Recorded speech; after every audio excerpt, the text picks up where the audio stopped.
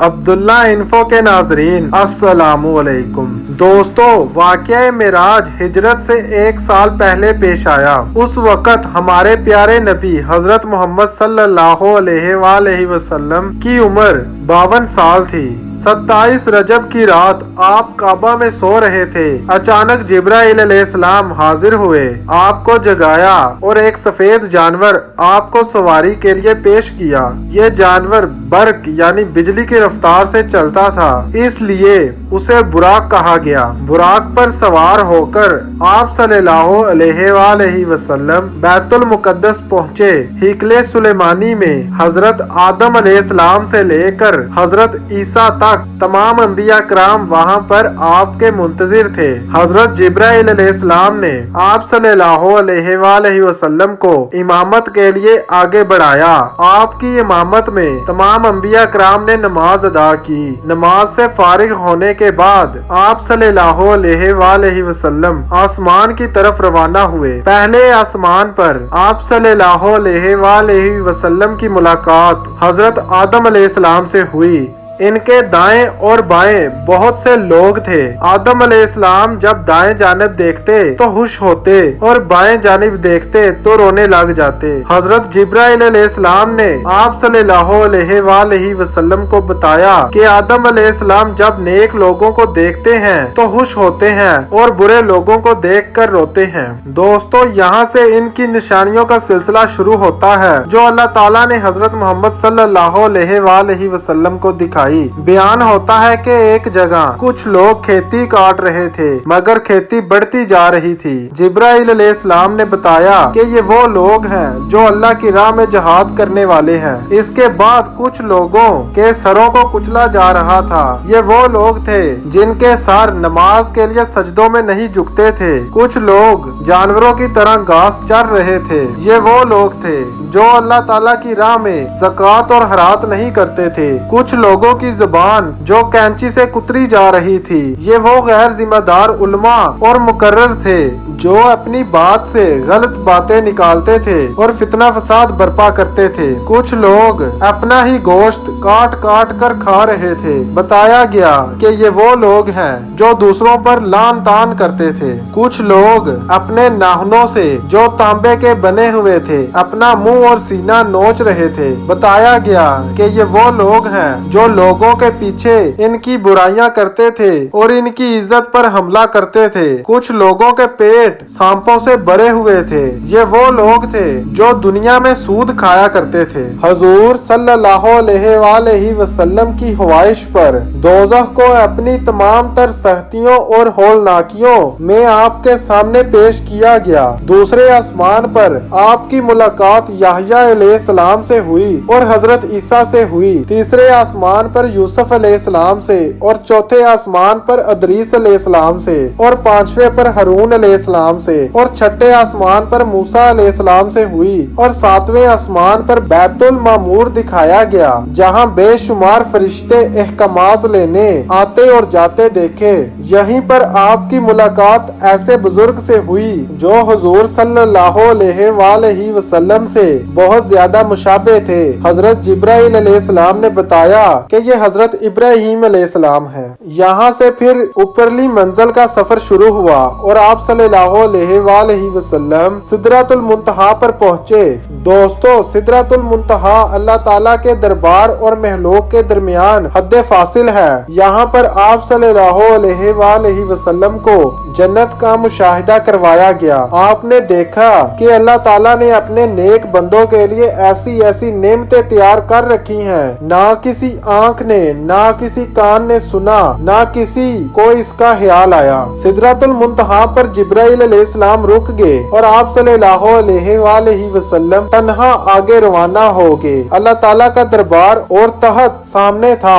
آپ صلی اللہ علیہ وآلہ وسلم کو اللہ تعالیٰ سے ہم کلامی کا شرف عطا کیا گیا۔ روزانہ 50 نمازیں فرض کی گئی اور شرک کے علاوہ باقی تمام گناہوں کی معافی کا امکان بتایا گیا اور سورۃ بقرہ کی آخری 2 آیات تعلیم فرمائی گئی۔ اس طرح آپ صلی اللہ علیہ وآلہ वसल्लम का सफर मेराज पूरा कराया गया। वापसी के सफर पर आप सल्लल्लाहु अलैहि वसल्लम की मुलाकात हजरत मूसा अलैहिस्सलाम और हजरत मूसा अलैहिस्सलाम ने कहा कि आपकी उम्मत 50 नमाजों की पाबंदी नहीं कर सकती और मशवरा दिया कि अल्लाह ताला से नमाजों की तादाद कम करवाई जाए। इस तरह बार बार आप सल्लल्लाहु अलैहि वसल्लम अल्लाह के हुजूर पेश होते रहे और हर बार 10 नमाजें कम होती गई। बिला आखिर 5 की फर्जियत बाकी रह गई, मगर अल्लाह ताला ने इन 5 नमाजों पर भी 50 का सवाब रखा। फिर आप सल्लल्लाहु अलैहि वसल्लम बुराक पर सवार होकर मक्का पहुँचे। हरमे काबा में आपका सामना अबू जहल से हुआ। उसने पूछा, कोई नई खबर? आप सल्लल्लाहु अलैहि वसल्लम ने बताया कि आज रात मैं बैतुल मुकद्दस से आया हूँ। उसने कहा, रातों रात 2 महीने का सफर एक ही रात में कैसे? ये खबर मक्का में बड़ी तेजी से फैल गई। उस मौका पर हजरत अबू बकर सदीक की हिकमत काम कर गई। उन्होंने हुजूर सल्लल्लाहु अलैहि वसल्लम से बैतुल मुकद्दस का नक्शा पूछा।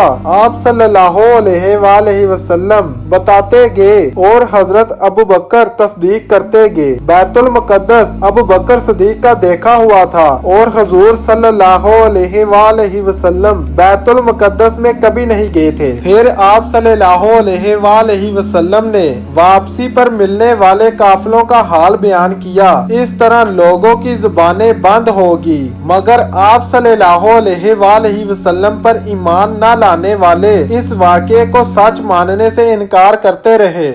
दोस्तों, आज जदीद साइंस भी अपनी तहकीकात को बुनियाद बनाकर इस कायनाती सच्चाई तक रसाई हासिल कर चुकी है कि रफ्तार में कमी बेशी के मुताबिक किसी जिस्म पर वक़्त का फैलना या सुकड़ जाना और जिस्म के हुजम और फासिलों का सुकड़ना और फैलना कवानीने फितरत और मंशाए खुदाबंदी के ऐन मुवाफिक है। साइंसदानों के मुताबिक दुनिया की तेज तरीन चीज रोशनी है, जिसको आइंस्टाइन जैसे अजीम साइंसदान ने भी बयान किया है, और इसके मुताबिक रोशनी 1,86,000 मील फी घंटा की रफ्तार से सफर करती है। रोशनी कायनात की अहम तरीन तवानाई है और इस कायनात में मौजूद चीजों का एहसास भी रोशनी ही दिलाती है। और अगर बुराक का मुतालिया किया जाए तो ये अरबी के बरक से निकला है, जिसका मतलब तेजी है, यानी बिजली की रफ्तार से सफर करने वाला। और जब कोई चीज बिजली की रफ्तार से सफर करती है तो इसके नजदीक वक्त थम जाता है,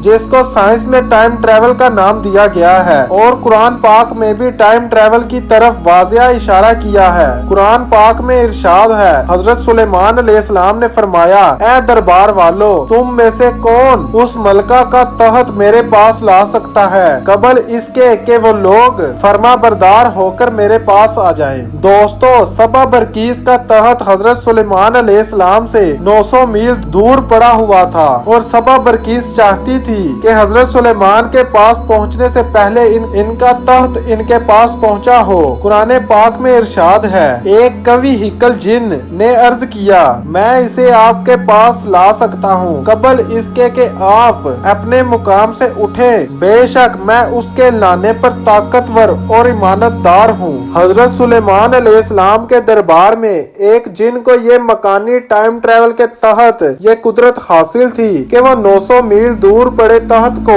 लाकर हाजिर कर दे, लेकिन हजरत सुलेमान अलैहिस्सलाम को इतनी ताहीर भी गवारा न थी और एक सुहाबी खुद को हजरत सुलेमान अलैहिस्सलाम की खिदमत में हाजिर करता है, जिसके बारे में कुरान पाक में कुछ यूं बयान है। फिर एक ऐसे शख्स ने अर्ज किया जिसके पास आसमानी किताबों का कुछ इल्म था, मैं उसे आपके पास ला सकता हूँ कबल इसके कि आपकी निगाह आपकी तरफ पलटे। फिर जब सुलेमान ने उसको अपने पास हुआ देखा तो कहा, मेरे रब का फजल है। मेरे दोस्तों, हजरत सुलेमान अलैहिस्सलाम का एक बरगजीदा सुहाबी पलक झपकते से भी बेशतर तहत को अपने नबी के कदमों में हाजिर कर देता है। ये मकानी टाइम ट्रेवल की नाकाबिले तरदीद कुरानी मिसाल है कि फासला सिमट गए, जिसे कुरान पाक ने हजरत सुलेमान के एक उम्मती से मंसूख किया है। अगर इस करामत का सबूर हजरत सुलेमान अलैहिस्सलाम के एक एक उम्मती से हो सकता है तो इस बात का बखूबी अंदाजा लगाया जा सकता है कि हमारे प्यारे नबी हजरत मोहम्मद सल्लल्लाहु अलैहि वसल्लम की नफूसे कुदसी के मोजज़े की क्या हद होगी। मेरे दोस्तों,